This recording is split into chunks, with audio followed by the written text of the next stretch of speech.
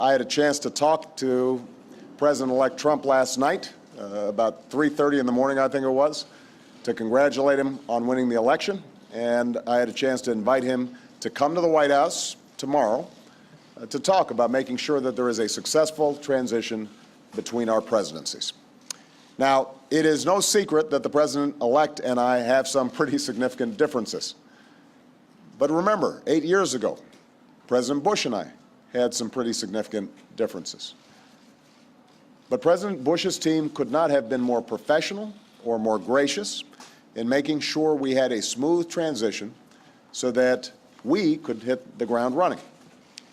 And one thing you realize quickly in this job is that the presidency and the vice presidency is bigger than any of us.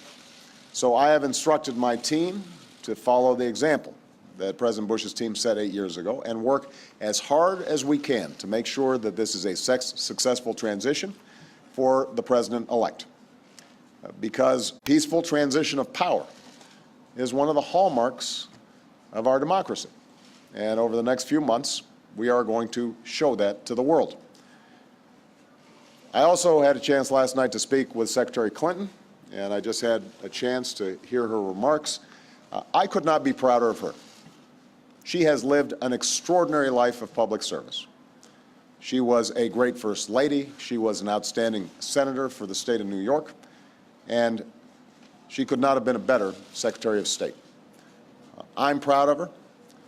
A lot of Americans look up to her.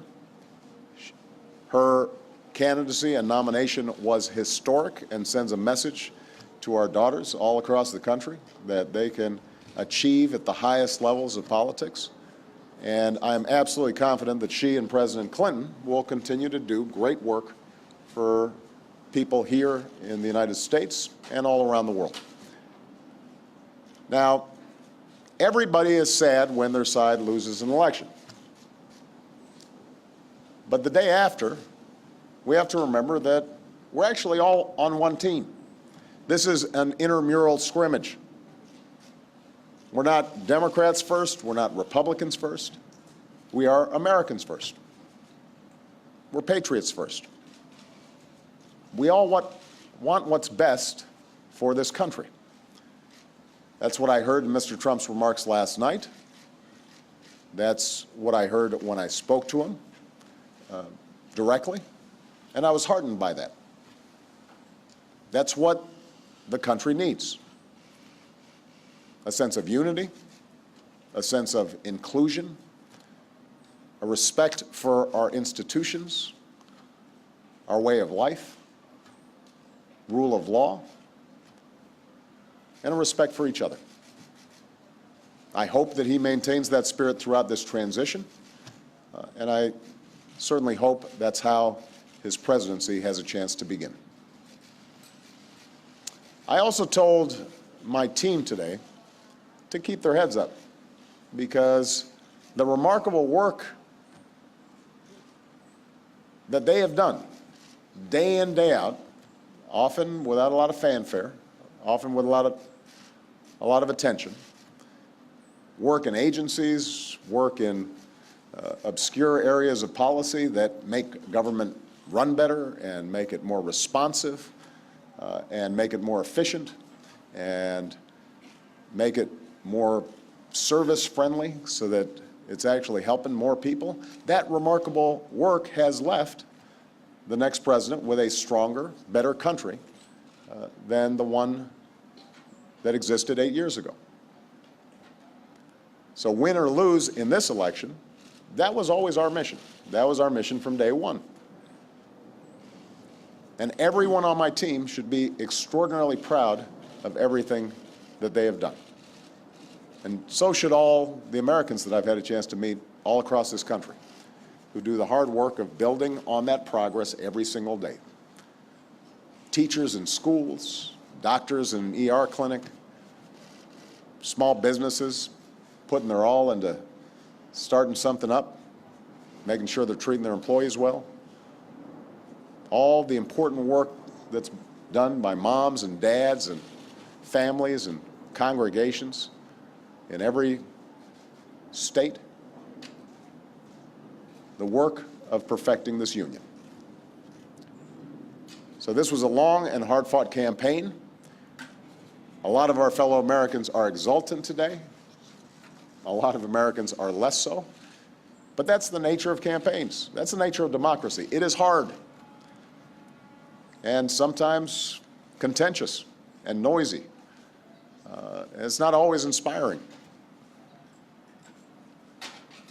But to the young people who got into politics for the first time and may be disappointed by the results, I just want you to know you have to stay encouraged. Don't get cynical. Don't ever think you can't make a difference. As Secretary Clinton said this morning, fighting for what is right is worth it.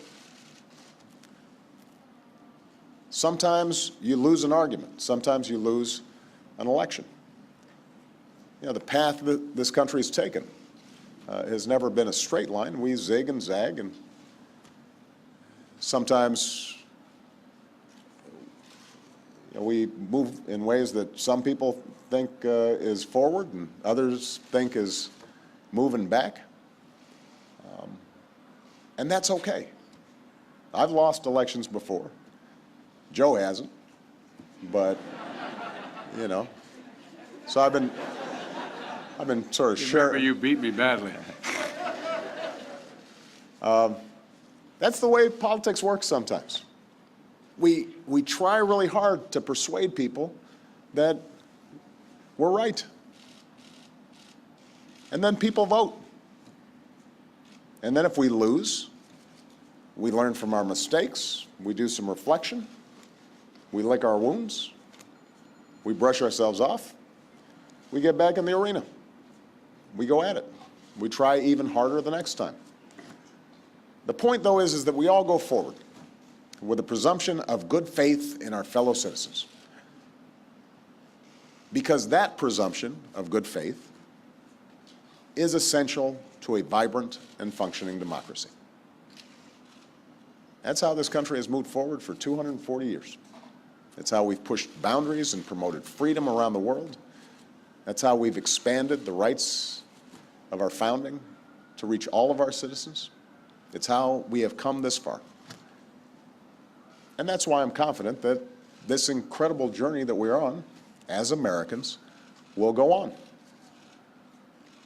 And I'm looking forward to doing everything that I can to make sure that the next president is successful in that. I've said before, I think of this job as being a relay runner. You take the baton, you run your best race, and hopefully by the time you hand it off, you're a little further ahead. You've made a little progress. And I can say that we've done that, and I want to make sure that handoff is well executed, because ultimately we're all on the same team. All right? Thank you very much, everybody.